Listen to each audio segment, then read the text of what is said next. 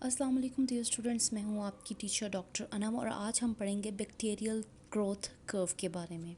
Growth का मतलब है इंक्रीज़ करना नंबर ऑफ सेल्स को, यानी अगर बैक्टीरिया का एक सेल एक जगह पर पाया जाता है और वो उसको डिवाइड करके ज़्यादा सेल बना देता है, जैसे 100 सेल बना दिए, तो इसका मतलब है कि बैक्टीरिया ग्रो कर रहा है।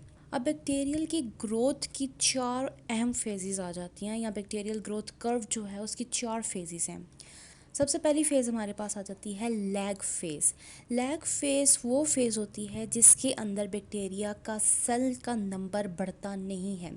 फ़र्ज़ करते हैं हमारे पास एक टेस्ट ट्यूब है और उस टेस्ट ट्यूब के अंदर हमने मीडियम डाल दिया है जिसको हम ग्रोथ मीडियम कहते हैं। ग्रोथ मीडियम वो लिक्विड होता है जिसके अंदर वो तमाम इम्पॉर्टेंट न्यूट्रिएंट्स हैं जो बैक्टीरिया को चाहिए अपनी ग्रोथ के लिए, यानी कि सेल की डिवीज़न के लिए। अब हमने क्या किया कि हमने इस ग्रोथ मीडियम के अंदर बैक्टीरिया के सेल्स डाल दिए। फ़र्ज़ करें हमने इसके अंदर 100 बैक्टीरिया के सेल डाले हैं। अब जैसे ही बैक्टीरिया के सेल इसके अंदर जाएंगे तो यहाँ पर हमारे पास लैग फेज़ स्टार्ट हो जाएगी। अब यहाँ पर आप देखें, यहाँ पर 100 सेल डाले थे और टाइम गुजरने के साथ साथ 100 सेल ही पाए जाते हैं यहाँ पर। तो ये वो फेज़ है जिसके अंदर बैक्टीरिया अपना नंबर ऑफ़ सेल इंक्रीज़ नहीं करता, बल्कि वो अपने आप को इस इन्वायरमेंट के अंदर एडजस्ट करने की कोशिश करता है। देखता है कि कौन कौन सी चीज़ है, कैसी इन्वायरमेंट है, और उसके अंदर अपने आप को एडजस्ट करता है। बिल्कुल उसी तरह से जैसे कोई पर्सन नए स्कूल में जाता है, वहाँ जाके वो फ़ौरन से फ्रेंड्स नहीं बना लेता, बल्कि एक दिन बैठता है, देखता है कि भाई किस तरह के लोग हैं, किस तरह के स्टूडेंट्स हैं, किस तरह की टीचर्स हैं। सेम सिचुएशन यहाँ पर बैक्टीरिया की है कि वो अपने आप को इस मीडियम के अंदर एडजस्ट कर रहे हैं। तो ये टाइम जो उसका एडजस्टमेंट का टाइम है, चूँकि इसके अंदर वो एडजस्ट कर रहा है और उसके नंबर ऑफ़ सेल इंक्रीज़ नहीं कर रहे हैं, तो हम इसे कहते हैं कि ये लैग फेज़ है। लैग फेज़ के बाद हमारे पास आ जाती है लॉग फेज़। लॉग फेज़ वो फेज़ होती है जिसके अंदर बैक्टीरिया अपना सेल नंबर इंक्रीज़ करता है। अब क्या होगा कि अब आप यहाँ देख सकते हैं कि यहाँ पर जो ग्रोथ मीडियम था वो क्लियर था, और यहाँ पर आप देख सकते हैं कि वो हल्का हल्का सा गदला सा होना शुरू हो गया है। अब हो क्या रहा है कि वो जो 100 सेल हमने इस मीडियम के अंदर डाले थे, उन्होंने डिवाइड होकर अपना नंबर ऑफ़ सेल जो हैं वो इंक्रीज़ करना शुरू कर दिए हैं। जैसे एक सेल था उसने 2 बनाए, इसी तरह से जो 2 सेल बने उन्होंने फर्दर 2 सेल्स बना दिए। तो जैसे जैसे नंबर ऑफ़ बैक्टीरिया का सेल इंक्रीज़ करते जाएंगे, उसी तरह से ये जो मीडियम है ये भी गदला होता जाएगा। ये वो टाइम है जिसके अंदर बैक्टीरिया का नंबर जो है वो इंक्रीज़ हो रहा है वक्त के साथ साथ। तो इस फेज़ को हम कहते हैं कि ये लॉग फेज़ है। लॉग फेज़ के बाद हमारे पास आ जाती है स्टेशनरी फेज़ या साकिन फेज़।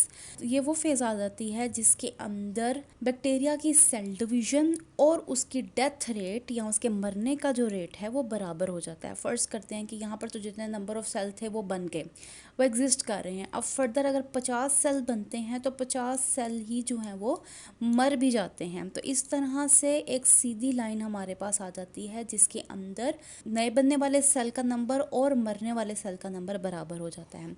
अब यहाँ पर देख सकते हैं कि तीसरी ट्यूब के अंदर मज़ीद गदला हो गया मीडियम।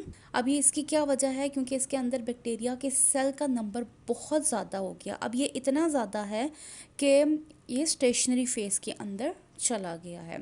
स्टेशनरी फेज़ के बाद हमारे पास आ जाता है डेथ और डिक्लाइन फेज़, यानी कि बैक्टीरिया के मरने की फ़ेज़। अब इसके अंदर क्या होता है कि जो बैक्टीरिया का डेथ नंबर है या उसके मरने का जो नंबर है वो इंक्रीज़ करना शुरू हो जाता है और उसकी सेल डिवीज़न जो है वो डिक्रीज़ करना शुरू हो जाती है। अब जैसे जैसे सेल का नंबर डिक्रीज़ करता जाएगा तो क्या होगा कि ये हमारे पास लाइन नीचे की तरफ आती जाएगी जो शो करेगी कि लिविंग सेल जो बैक्टीरिया के हैं वो कम होना शुरू हो गए हैं। अब इसकी वजह क्या है कि बैक्टीरिया के पास अब इस मीडियम के अंदर जो इम्पोर्टेंट न्यूट्रिएंट्स थे ग्रो करने के लिए वो ख़त्म हो गए हैं। अब आप देखें एक छोटी सी जगह है और उसके अंदर एक लिमिटेड या मुनासिब मिकदार के अंदर न्यूट्रिएंट्स होंगे। जैसे जैसे वो न्यूट्रिएंट्स को इस्तेमाल करता गया अपनी ग्रोथ में नंबर ऑफ़ सेल इंक्रीज़ करते गए, नए सेल ने भी वही खाना खाना शुरू कर दिया। तो जैसे जैसे खाना ख़त्म होना शुरू हो गया टेस्ट ट्यूब के अंदर या उस मीडियम के अंदर, उसी तरह से उसके नंबर ऑफ़ सेल भी डिक्रीज़ करना शुरू कर गए, क्योंकि अब उनके पास कोई खाना नहीं है जिसको खा के वो ज़िंदा रह सके। तो ये हमारे पास आ गई डेथ फेज़। ओवरऑल देखें तो सबसे पहले हमारे पास आती है लैग फेज़। लैग फेज़ जिसके अंदर बैक्टीरिया डिवाइड नहीं करता।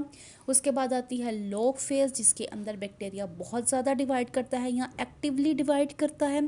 फिर आ जाती है स्टेशनरी फेज, जिसके अंदर बैक्टीरिया का डिवीजन रेट और बैक्टीरिया का मरने का रेट या डेथ रेट बराबर आ जाते हैं।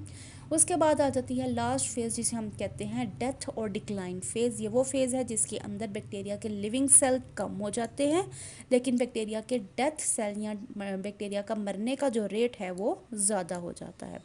तो ये था हमारा आज का लेसन बैक्टीरियल ग्रोथ कर्व के ऊपर। अगर इससे रिलेटेड आपके पास कोई सवाल है तो आप मेरे से कमेंट सेक्शन में पूछ सकते हैं।